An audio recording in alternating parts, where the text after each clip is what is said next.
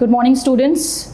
Today we are going to deal with the first chapter, that is sexual reproduction in flowering plants.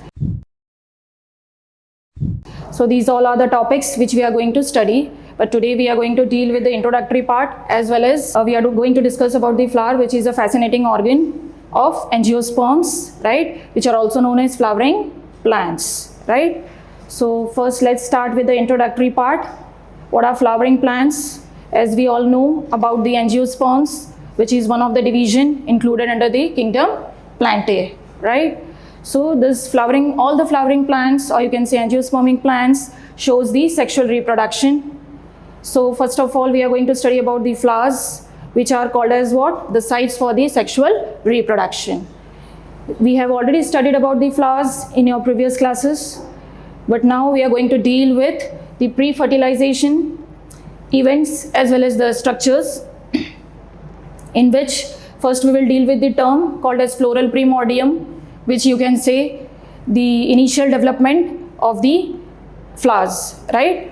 For example, the buds and all. So several hormones as well as the structural changes which are involved during the differentiation as well as the development during the floral primordium, or you can say the development which are going to develop into a future flower. Secondly, we have inflorescence, which means the arrangement of the flowers on the stem, or you can say branches of a plant, which bears the floral buds and then obviously the future flower, right. Buds is nothing but the initial stage during the development of a flower. Then, so here you can see the pictures of this floral bud, right, inflorescence, arrangement, or you can say bunch of this particular flowers. Then we are going to start with the pre-fertilization steps, structures as well as events. In this we are going to deal with the different parts of a flower, basically the essential whorls. So essential whorls are the what? Androecium and the gynoecium. Fine. So androecium, obviously that is the male reproductive organ of a flower, right. What is androecium? It is the main reproductive organ of a flower.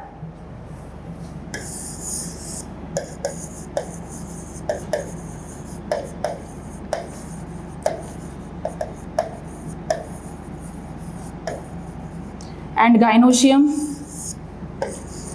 the female reproductive organ.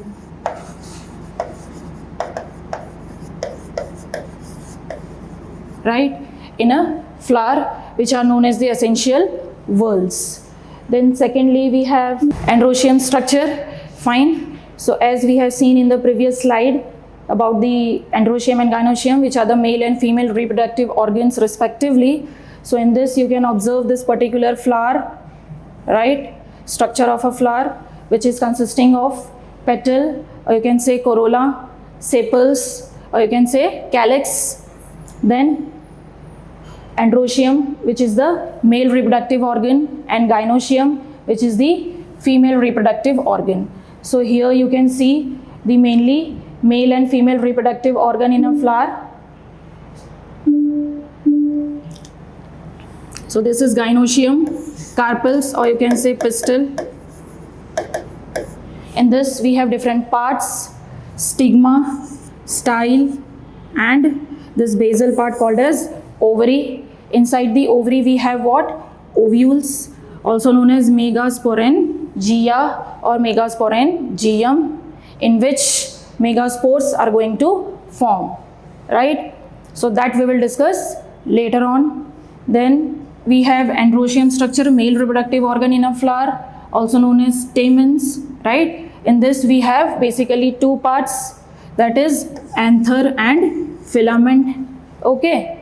So this anther basically consisting of what? Microsporangia or microsporangium, right. Also you can call it as pollen sac,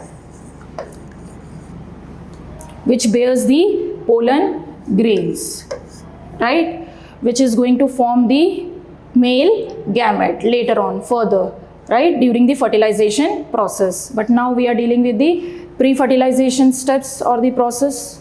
So let's continue with that. Structure of microsporangium, which is, you can say, surrounded by 4 wall layers. In this diagram you can observe about the 4 wall layers in case of single microsporangium, consisting of what? Epidermis, endothecium, middle layers and tapetum, right? So in this diagram you can observe all these 4 wall layers: epidermis, endothecium, middle layers and tapetum. We have different functions of this particular 4 parts, right? And epidermis, as the name suggests, it is responsible to give the protection, right, to this particular outer layer of this microsporangium, single microsporangium, right, which are going to form what? Pollen grains. Secondly, we have endothecium. Endothecium is necessary again for, you can say, these are the next layer next to this epidermis, also responsible for protection as well as giving the nourishment and all, right? Thirdly, we have middle layers, which is responsible to give the structural integrity to this particular structure of the microsporangium. Then inside it we have what? Microspore mother cells, or you can also call it as pollen mother cells or PMC, right?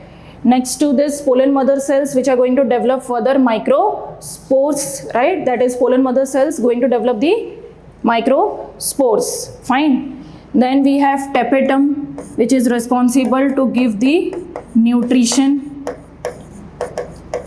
right? Because we are going to form what? Pollen grains, so obviously it require nutrition. Fine. So this outer 3 layers that we have discussed, epidermis, endothecium and middle layers, gives the protection as well as they help or they aid during the process of dehiscence of the anther. Dehiscence of the anther in the sense what?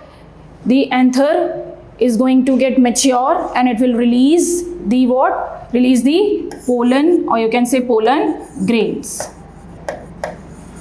right? Next thing, some common points related to this tapetum also, that also we will see. The tapetum, which is the innermost layer, as you can observe over here in this diagram, which nourishes the developing pollen grains. Also we have cells of this particular tapetum consisting of cytoplasm also, as well as it consists of more than 1 nucleus. Next thing, in young anther, obviously each of this microsporangium has some tissues known as sporanginousous tissues, consisting of some diploid cells, or you can say sporogenous cells, right? So these are certain points which you need to remember. Next thing, about the process of microsporogenesis. So here the term microsporogenesis means what? Microsporogenesis means, genesis here means synthesis, right? Synthesis of what? Microspores, right? Synthesis of microspores. So as this anther develops, obviously it is going to get dehiscized and it is going to release the pollen grains. So each of these sporogenous cells, which is consisting of microspores, or you can say pollen mother cell, undergoes a particular type of division, cell division, which is known as meiosis. So that is, meiotic divisions, right, will occur and it will form what? Microspores, microspore tetrads. Fine, microspore tetrads, which are arranged, tetrads here again means 4, right? So microspores is going to arranged in a cluster of 4 cells, right? Nextly, so the definition of this microsporogenesis is what? Formation of microspores from the pollen mother cell, or you can say PMC, by the or through the process of what? Meiosis, is known as microsporogenesis. Again, formation of microspores from the pollen mother cell through the process of meiosis is going to later on form what? Microspores, and that process is nothing but known as microsporogenesis. Fine. So here you can also observe this particular diagram consisting of what? Pollen sac, epidermis, tapetum, pollen grains, right? Pollen mother cell, which undergoes meiosis process, which is going to form the tetrads of pollen grains, right? Next, so now we will proceed towards the pollen grains. Structure of pollen grains. So first of all, as we have already discussed about the young and mature what? Anther. So as this anther mature and dehydrate, dehiscize, the microspores dissociate from each other and it is going to form what? Later on, pollen grains. So each microsporangium, it does not have only one pollen grain or two pollen grains, it has thousands of pollen grains inside it, right, which is going to get released at the time of dehiscence of anther, right. So here you can observe this particular diagram, which is consisting of mature dehiscized anther. This anther has been dehiscized and it is going to release the pollen grains, right. So here we have stages of a microspore maturing into a pollen grain. So in this you will observe first diagram consisting of what? This nucleus, right, which are going to form what? Vacuoles also inside this particular cell, which is forming a vegetative cell as well as the generative cell. There are differences between this vegetative cell and generative cell, which we will see in the further topics. Okay, so pollen grain, or you can say the male gametophyte. So these are certain points related to what? This particular pollen grains. So it is generally spherical in shape and it is 25 to 50 micrometer in diameter, very small in size. Cytoplasm surrounded by a membrane called as plasma membrane, as you already know about this particular plasma membrane, right, which covers the cell. Then pollen grain has what? Two layered walls called as exine and entine. Exine, as the name suggests, it is the outermost layer of this pollen grain, and entine is the inner layer of this pollen grain, right. So here you can observe this particular diagram of a pollen grain consisting of what? This exine, outer layer, entine, inner layer or inner part you can say, right, cytoplasm, nucleus, and this particular vegetative cell as well as generative cell. The vegetative cell is the largest part of this particular pollen grain and generative cell is the small part which is floating onto the inside the cytoplasm of this vegetative cell, right. We are going to discuss with certain more points related to this pollen grains. So first we are going to deal with exine, outermost part of this pollen grain, which is consisting of hard outer layer made up of what? Sporopollenin. So it is a substance which is highly resistant to this organic material, which will withstand the high temperature, right, as well as it will also resistant towards this towards the action of strong acids as well as alkali treatment, right. Then enzymes, the enzymes are so much effective that they cannot degrade the sporopollenin, but in case we need to destroy this particular, what you can say, pollen grain or the structure, so exine has particular apertures called as what? Germ pores, where sporopollenin is absent, right. So germ pore are the sites here you can observe in this diagram. Here sporopollenin is absent except this particular sites. Everywhere the sporopollenin is present on the exine layer of this particular pollen grain. Secondly, pollen grains are preserved as fossils also due to the presence of what? Sporopollenin by various preservative methods such as cryopreservation, in which we are going to preserve this particular pollen grains under very low temperature around minus 196 degree Celsius. This exine also exhibits some patterns as well as designs and all. Secondly, entine, which is the innermost layer of this pollen grain. It is the inner wall. It is thin as well as continuous layer, which is made up of what? Cellulose as well as pectin, right? So this is also what you can say, inner wall layer of this pollen grain. Next we have what? About vegetative cell and generative cell. So as the description suggests, this vegetative cell is bigger in size as compared to generative cell size. Then vegetative cell has abundant food reserves. They have a large nucleus which is irregularly shaped, right? Secondly, we have generative cell. There is some differences in between this vegetative cell and generative cell. This generative cell is small as well as it floats, as we have already discussed, in the cytoplasm of the vegetative cell. It is spindle shaped with dense cytoplasm having a nucleus. So here you can observe the diagram of a generative cell. It is what? Spindle shape, pointed towards the ends, right? Having the cytoplasm, dense cytoplasm, as well as it also has one nucleus. Right. Next, there are 2 points which you need to remember. That is, over 60% of the angiosperms shed their pollen grains at 2-celled stage, whereas in case of rest of this angiospermic plants, or you can say 40% of the angiosperms divide in 40% of the angiosperms, generative cell divides mitotically to form further what? 2 male gametes, right? During the beginning of this particular, what you can say, shedding of the pollen grains. So thus pollen grains are shed during this particular time at 3-celled stage. So mostly it will shed during the 2-celled stage, and rest of the angiospermic plants will shed their pollen grains during the 3-celled stage. Right? Okay. Now we will talk about the viability period of the pollen grains, like how much time this particular pollen grains will be active and it will show its action, right? So the shed pollen grains, which we have already discussed, have to land on the stigma before they particularly lose their viability, right? So stigma, in the sense what?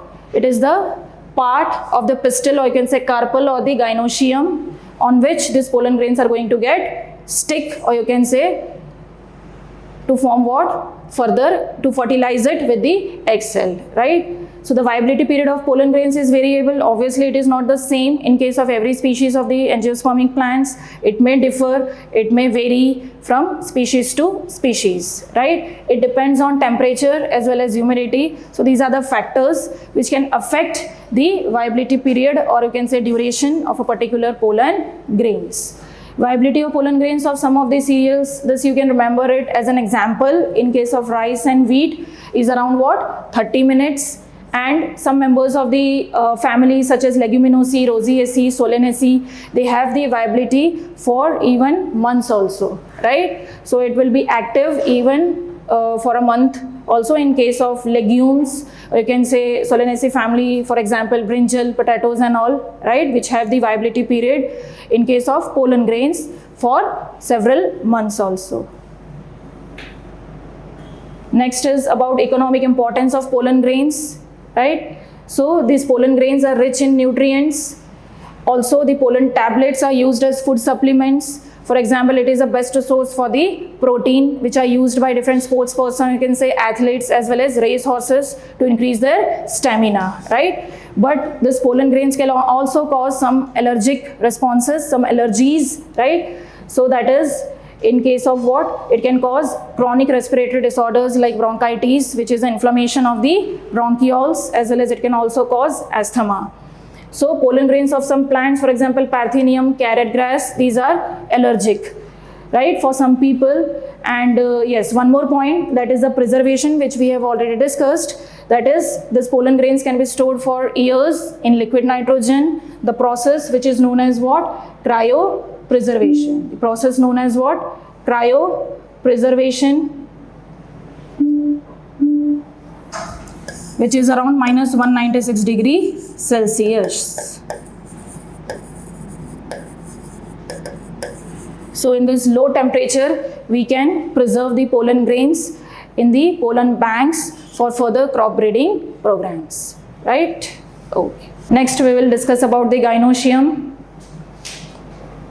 part, which is the female reproductive organ in case of flower. So here you can observe this particular diagrams, which is consisting of stigma, style and ovary, basically from the hibiscus flower. Okay, so here you can observe stigma, style, ovary as well as thalamus. Then secondly, in second diagram you can observe about what like types of this particular ovaries, you can say multicarpellary, having syncarpous pistil in case of papaver, right? And third diagram consisting of multicarpellary in the sense what? More than one carpels are present, right, in a particular female reproductive organ of a flower. So in this gynoecium of this mycelia has been shown in this third diagram. Here you can observe this carpels are what? Free carpels. In second diagram you can observe this carpels are what? Fused carpels, right? Secondly, so here you can see about this particular description of this particular gynoecium, which is the female reproductive part. It have a single pistil called as monocarpellary, or more than one pistil called as multicarpellary, as we have already discussed in this particular diagram. Then in case of multicarpellary, the pistils may be fused, as you can see in B diagram, and or it can be free, as you can observe in this particular C diagram, right? The carpels are free, or also known as apocarpus. So in this particular diagram, which is again the structure of a flower, so basically observe this particular female reproductive part, or you can say organ of a flower, consisting of stigma, style and ovary, right? So each pistil you can see has three parts: stigma, style and ovary. Description of this particular three parts are as follows: stigma, which is the landing platform for the pollen grains, as we have already discussed, right? Secondly, we have style, which is the elongated slender part beneath the stigma. Here you can observe beneath the or under the stigma we have what? Style, right? Which is what later on will germinate the pollen tube inside it, which is going to get fused. The male gametes which are going to get fused with the female gamete lies in this style inside the pollen tube, right? Then ovary, which is the basal bulged part of the female reproductive organ of a flower, or you can say gynoecium, right? Now we are dealing with second structure, that is gynoecium, female reproductive organ in a flower. We have already completed about the male reproductive organ of a flower, which is also known as what? Androecium. Next, we will discuss about the ovary. So inside the ovary we have what? The ovarian cavity, or the locule in which the placenta is located, right? So here in this diagram you can observe the placenta, right? Then arising from the placenta are the ovules. Here you can observe the ovules inside the ovary, okay? Then obviously this particular point, as it says that number of ovules inside the ovary may be one, or it may be more than one. So the examples in which the number of ovules in an ovary is one are wheat, paddy, mango, etc., right? In case of ovules, the number of ovules in an ovary are more than one, or you can say many ovules are present inside the ovary. For example, papaya, watermelon, orchids, right? So these are some of the plants, right, in which you can say number of ovules are many. So this point also you can remember. Next we are going to study about the structure of megasporangium, right? In Androecium case we have discussed about the structure of microsporangium. In case of gynoecium we are going to study the structure of megasporangium, which itself suggests that megasporangium is going to later on forms what? Megaspores through the megaspore mother cell, right? That is MMC, that we will study further. So some points related to this ovule structure, that is this particular structure, anatropous ovule, right? So here in this diagram you can observe the diagram of anatropous ovule. This particular diagram consisting of what? Hilum, funicle, micropyle, micropylar pore, integuments, outer side as well as inner side, nucellus, as well as mainly what? Embryo sac. So later on we will also going to discuss about this embryo sac. Firstly, we are going to discuss about this complete structure of an anatropous ovule. It is known as anatropous ovule as it is inverted in shape. In this diagram it is given straight, but it can also be inverted. But you need to remember the inverted ovule is known as what? Anatropous ovule. There are many types, but we are going to deal with the anatropous ovule structure, right? Also we have chalazal pole at the bottom of this anatropous ovule. So let's discuss about some of the parts of this megasporangium. Firstly, we have funicle. Ovule is attached to the placenta by a stalk, which is known as what? Funicle. Here you can observe this structure, funicle. Secondly, we have hilum, which is the junction point between the body of ovule and the funicle, right? Between the body of this particular ovule and the funicle, we have what? Hilum. Here you can observe hilum structure, right? Hilum and funicle we have done. Thirdly, we have what? Integuments. So each of this ovule have one or two protective layers, or you can say envelopes, known as integuments, except at the tip. Here you can observe, right, where a small opening called as micropylar end, or you can say micropyle, is present. So during the fertilization process, the pollen tube which carries the male gametes is going to get entered inside this anatropous ovule through an end known as micropylar end, right? That also we are going to discuss it further when we will discuss about the fertilization process and all. Okay, now we are discussing about what? Pre-fertilization steps, or you can say structures, as well as the events process occurring during this pre-fertilization process. Then we have what? Chalazal end, which is opposite to the micropyle. Here you can observe opposite to the micropyle we have what? Chalazal pole, or you can say chalazal end towards the bottom of this particular anatropous ovule, right? Next, about the structure of megasporangium, right? Megasporangium, that is going to form what? Megaspores, fine, through the megaspore mother cell, or MMC. So next structure is about nucellus. Inside the integuments we have a mass of cells that is nothing but known as what? Nucellus. So there are different terms which you need to remember in this particular anatropous ovule, such as what? Hilum, funicle, micropyle, outer, inner integuments, nucellus, as well as embryo sac. So main part is the embryo sac, or also you can call it as what? Female gametophyte, right? Inside the nucellus we have this particular embryo sac. Here you can observe in this particular diagram, that is also known as what? Female gametophyte, right? It is also known as what? Female gametophyte.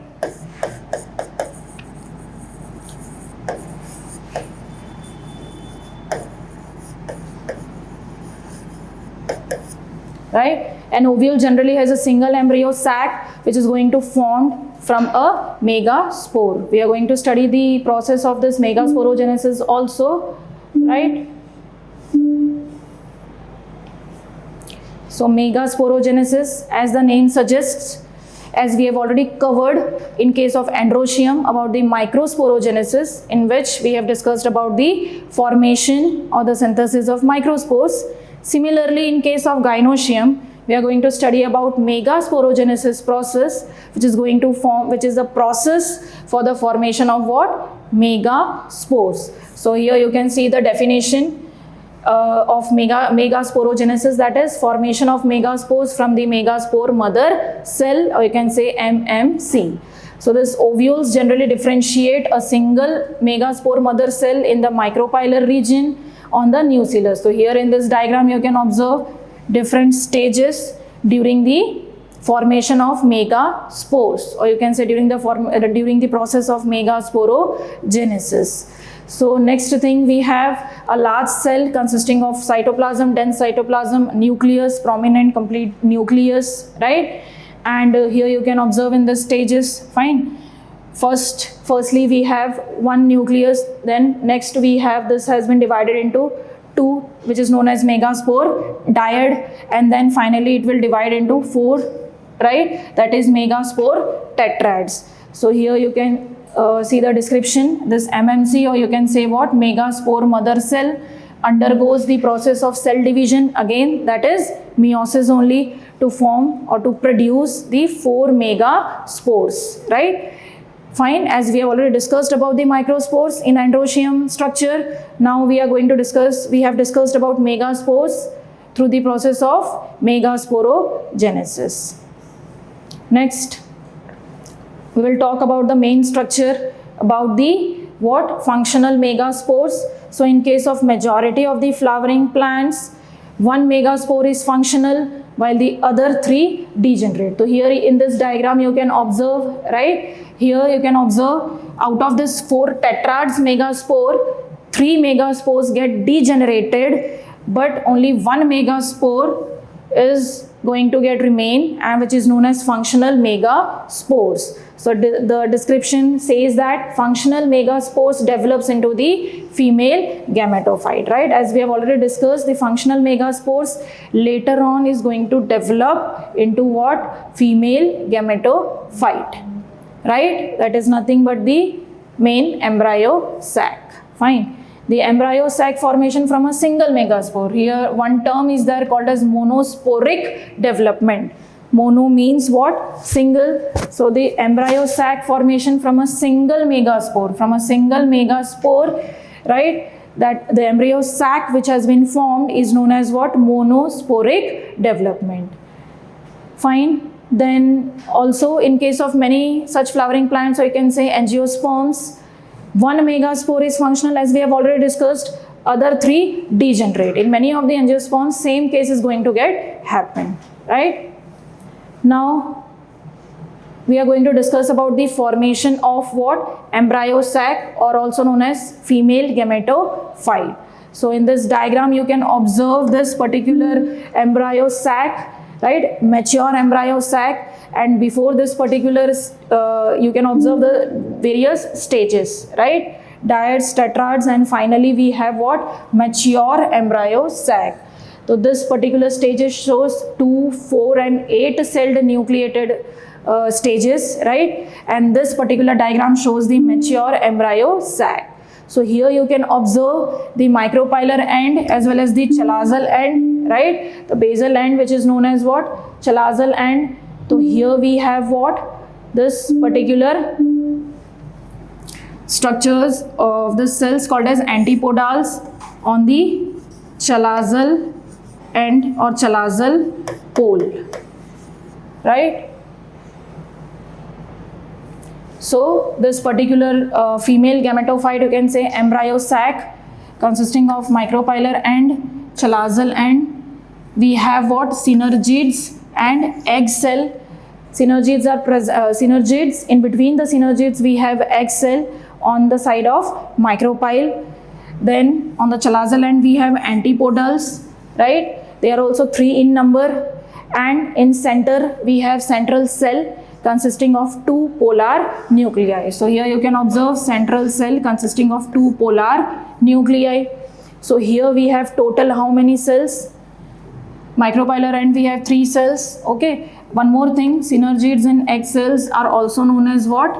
Egg apparatus. It is also known as what? Egg apparatus. Fine. Synergids and egg cell. So here we have 3 cells.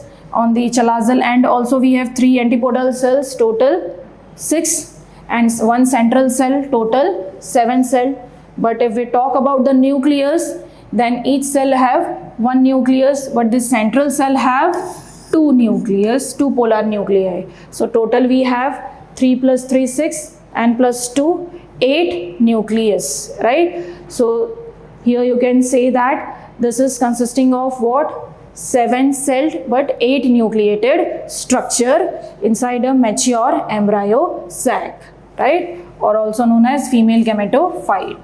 So here you can see the description. Nucleus of functional megaspore, which we have already discussed, which is going to get remain. Another 3 degenerative 3 megaspores get what? Degenerated. So functional megaspore divides mitotically to form 2 nucleus. They move towards opposite poles, forming the 2 nucleated. Here you can observe embryo sac. Later on 4, right? 2, 4 and 8 nucleate stages of the embryo sac. Finally, these divisions are free nuclear, that is nuclear divisions. They are not followed immediately by the cell wall formation. So here in this diagram you can observe this particular thing. Fine. Next, so here one more diagram, right? Systematic diagram of this mature embryo sac, which you need to remember. So after the 8 nucleate stage, cell walls are laid down, which leads to the organized structure of a typical what? Female gametophyte or typical mature embryo sac, as we have already discussed. So 6 out of this 8 nucleus are surrounded by cell walls. Here you can observe this particular in this diagram, and remaining 2, that is polar nuclei situated at the center of this female gametophyte, right? So this is remaining 2 nuclei, polar nuclei situated below the egg apparatus. Here you can observe, right, below the egg apparatus. In this diagram, micropylar end is shown towards the basal side, but it is actually what? Present at the tip region. That is why only we are designating it as anatropous ovule. Inside it we have what? This is the structure of mature female gametophyte, or you can say embryo sac. So this description also suggests the same thing which we have already discussed. Typical mature embryo sac consisting of 7-celled as well as 8 nucleated structure, right? Then egg apparatus also we have discussed. Towards the micropylar end, egg apparatus consisting of synergids and 2 synergids and 1 egg cell. Okay. Then we have 3 cells called as antipodals at the chalazal end. This also we have discussed. Central cell having 2 polar nuclei, right? So the structure you need to remember about the mature embryo sac. So this is the overall representation of the formation of female gametophyte. So here you can observe the female gametophyte stages, and finally we have what? Mature female gametophyte, or you can say embryo sac, right? Same, consisting of micropylar ends, chalazal end, right? Synergids, egg cell towards the micropylar end, antipodal cells towards the chalazal end. Fine. And in center we have central cell nucleus, which is consisting of 2 polar nuclei. Okay. So we'll stop over here. Thank you.